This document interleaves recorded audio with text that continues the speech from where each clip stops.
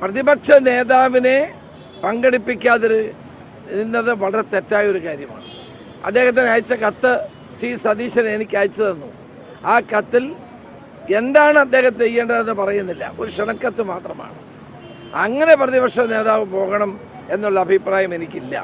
അത് ശരിയായ നടപടിയല്ല. എത്ര വിചാരിച്ചാലും ഉമ്മൻചാണ്ടി കൊണ്ടുവന്ന ഈ പദ്ധതി LDFിൻ്റെ കുഞ്ഞാക്കാമെന്നൊന്നും വിചാരിക്കേണ്ട. അത് LDFിൻ്റെ കുഞ്ഞല്ല, അത് UDFിൻ്റെ കുഞ്ഞ് തന്നെയാണ്. ഈ പദ്ധതി നടപ്പാക്കാൻ വന്നപ്പോൾ ആദ്യമായി വിഴിഞ്ഞം പദ്ധതിയിൽ അഴിമതി കണ്ടെത്തിയത് ഇന്നത്തെ മുഖ്യമന്ത്രിയാണ്.